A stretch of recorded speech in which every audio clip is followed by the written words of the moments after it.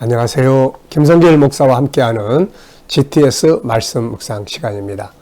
오늘은 셋째 주간의 다섯째 날 묵상입니다. 어제 넷째 날하고 오늘 다섯째 날은 관계에 대한 주제로 묵상을 합니다. 네 번째 날, 어제는 하나님과의 관계, 어떻게 하나님과 좀 소통 좀 잘 해보셨나요? 많이 물어보셔야 됩니다. 자, 오늘은 이제 전체 네 가지 관계 중에서 오늘은 세 가지 관계가 있죠.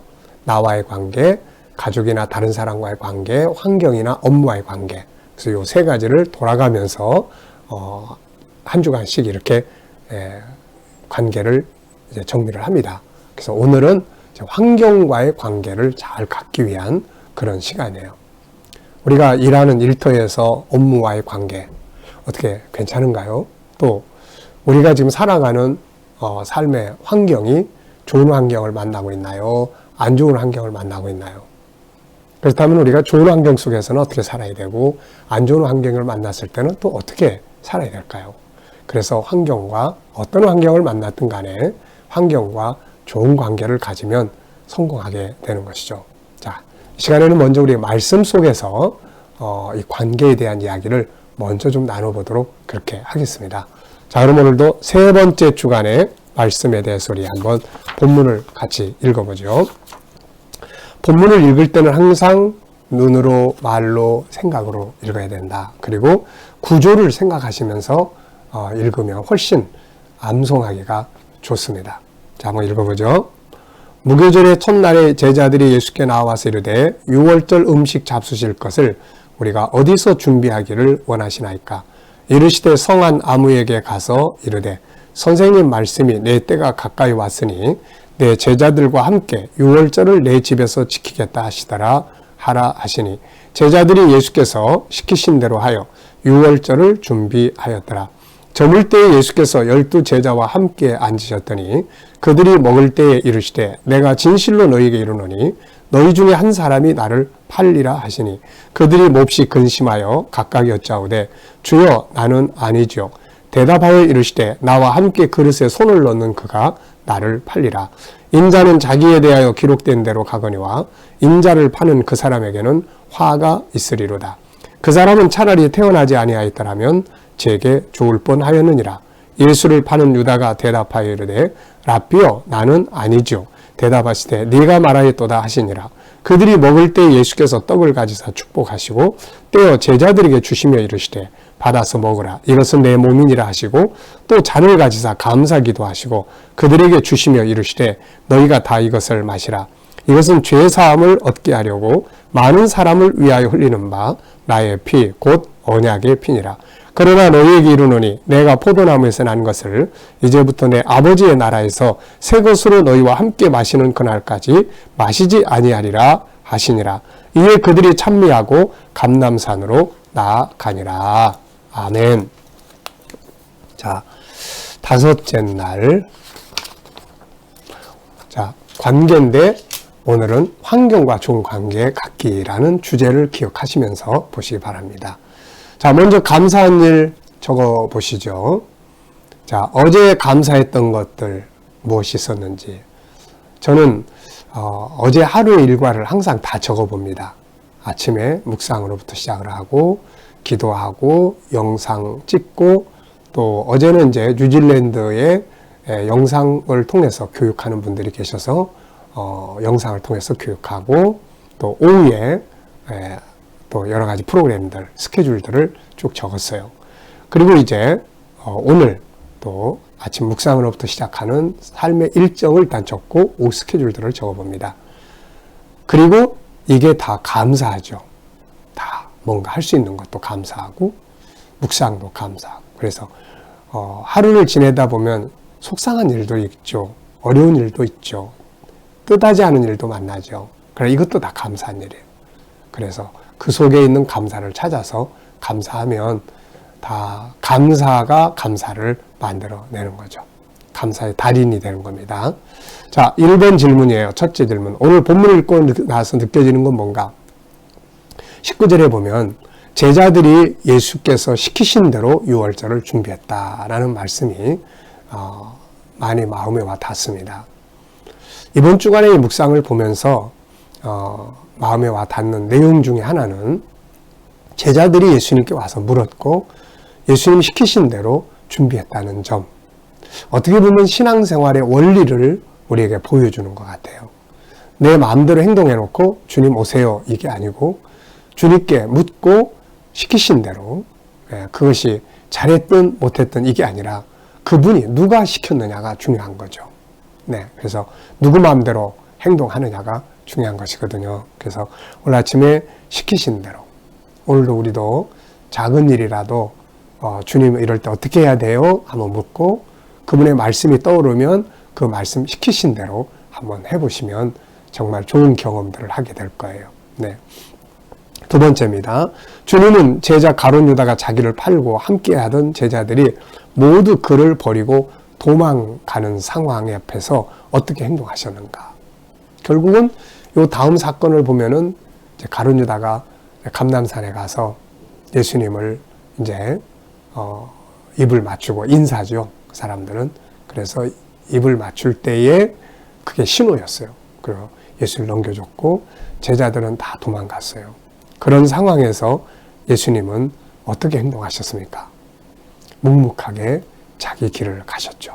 막 당황하거나 그게 아니하고 아주 침착하게 당연히 맞이할 일을 맞이하시는 것처럼 그렇게 맞이하시면서 묵묵하게 자기 길을 가셨습니다. 자, 주님은 자기에게 주어진 고난의 잔 앞에서 어떤 기도를 드렸는가? 27절에 보면은 고난의 잔을 앞에 놓고 감사 기도 드렸어요. 자, 무엇이 감사했을까요? 여러 가지 많은 걸 생각하게 하는 건데요. 참 감격적인 내용이에요. 만약에 오늘 우리가 힘들고 어려운 일이지만 아버지께서 하나님께서 내게 주신 것이다 생각을 하고 아버지 힘들지만 감사해요. 그랬다면 얼마나 참 하나님 보시기에 좋았을까요? 또 다니엘이 이제 다니엘서 6장을 보면은 사자굴 속에 들어갈 위기에 처했을 때 자기 집에 가가지고 기도를 드렸어요. 그런데 그때 기도하면서 감사하였더라 이렇게 써놨어요. 사자굴 속에 들어갈 위험에 처해 있는데 과연 뭐가 감사했을까? 거기서는 생명의 보존을 생각하면서 감사하기보다는 뭔가 하나님의 백성으로서의 믿음을 지키기 위해서 자기를 제물로 바칠 수 있다는 사실에 대해서 감사하지 않았을까 이런 생각이 들어요. 참 위대한 감사죠. 근데 놀랍게도 이런 감사는 그 일을 감당할 뿐만 아니라 그 일의 결과를 너무 아름답게 다 만들었죠. 네. 자, 그분은 고난의 환경 앞에서 어떻게 행동하셨나요? 일단 그분은 감사함으로 고난의 환경을 맞이하셨고 기도로 또 준비했어요. 감람산에 가셔서 피땀을 흘리면서 기도로 준비하셨잖아요. 그리고 묵묵하게 그 고난의 잔을 받으셨습니다. 네. 자, 그 다음에 보면 고난의 시간이 지난 후에 그분에게 주어진 상황은 무엇이었나요? 고난이 지나가니까 그걸로 끝난 게 아니라 부활의 영광이 왔고 수많은 영혼들이 구원받는 열매가 맺어졌고 하나님께서 그에게 주실 영원한 상급이 예비돼 있었던 거죠. 우리가 요한계시록 5장을 보면은 하늘의 천군 천사들 모든 만물이 예수님의 십자가의 피로 우리를 구원하신 것을 찬양하는 내용이 나와요. 얼마나 영광스럽겠습니까? 네. 고난당할 때 우리는 고난만 생각하지 말고 고난 뒤에 올 영광을 생각하면서 감사할 수 있는 그리고 이길 수 있는 그런 소망을 가져야 되겠습니다. 세 번째는 이제 주어진 환경과 좀 친해지기 위해서 어떻게 해야 될까? 모든 환경 속에는 장점과 단점이 있습니다. 맞아요. 좋은 환경에도 장점이 있고 단점이 있어요. 참 좋은 환경을 가지고 있는데 실패하고 무너지는 사람들이 있거든요. 이거는 좋은 환경 속에 있는 부정적인 요소들하고 친해져서 그런 거예요. 게으르고 나태하고 방탕하고 또 그런 쪽으로 가면 좋은 환경이 망하게 하죠. 근데 안 좋은 환경 속에도 또 부정적인 면과 긍정적인 면, 어두운 면과 밝은 면이 있습니다. 요셉 같은 경우는 노예로 팔려갔지만 그것이 성공의 발판이 됐죠. 그 이유는 그 안 좋은 상황 속에 들어있는 긍정적인 요소들, 하나님이 날 보내셨다. 그래, 뭔가 한번 내 재능 개발을 해보자. 새로운 인생을 살아보자. 이런 부분하고 친해졌거든요. 그랬더니 안 좋은 환경이 승리의 발판이 됐던 거죠. 네. 자, 현재 나는 어떤 환경 속에 있는가? 또 내가 지금 가지고 있는 환경이 편안합니까? 아니면 어려운 위기 속에 있습니까? 편안한 환경을 가지고 있다면 참 감사한 일이죠. 그렇다면 이제 그 속에서 장점이 뭐고 단점이 뭔가를 한번 생각을 해보시기 바랍니다. 평안한 환경 속에 있을 때 장점은 뭘까요?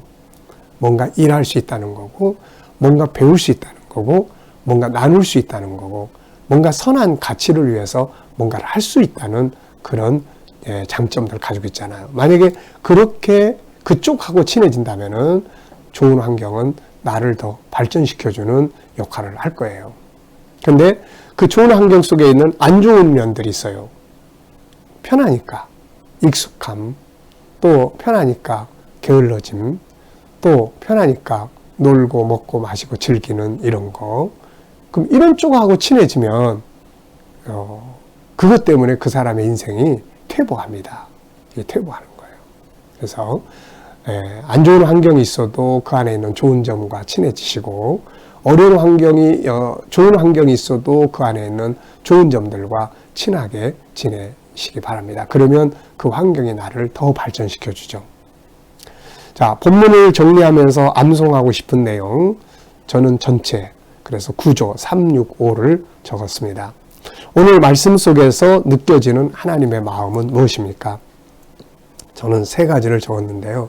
하나는 제자들처럼 어떤 일을 하든지 주님께 묻고 행동하기를 바라시는 마음.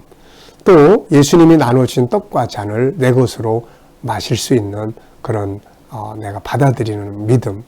그리고 예수님이 마지막 약속하신 아버지의 나라에서 새 것으로 마시는 날에 꼭 참석하길 바라시는 그런 하나님의 마음이 느껴지게 됩니다. 자, 질문 2개 만들었습니다. 1번, 첫째, 하나님 나라에서 마시게 될 새 것에는 무엇이 있을까? 저는 이게 좀 궁금했어요. 하나님 나라에서 새 것으로 마신다고 그랬는데 거기서 먹고 마실 수 있는 것들이 뭘까? 계시록 22장 1절로 5절을 보면은 생명수 강이 있죠. 그리고 생명나무들이 12가지 과실을 맺습니다. 우리 이거 먹는 거죠. 이거 먹고 마시고, 우리는 다 영혼과 육체가 변화돼서 그 나라에서 살기 때문에 먹을 수도 있고 안 먹을 수도 있고 그런 것이죠. 자, 그 밑에 또 2번째 질문은 끝에 마지막 절에 보면은 제자들이 만찬에서 이제 찬미하고 이제 감람산으로 갔다 이렇게 기록을 하고 있어요. 이걸 보면서 한편에서는 당연히 하나님을 찬양하는 게 맞는 거고요. 한편에서는 참 안타까움이 있어요.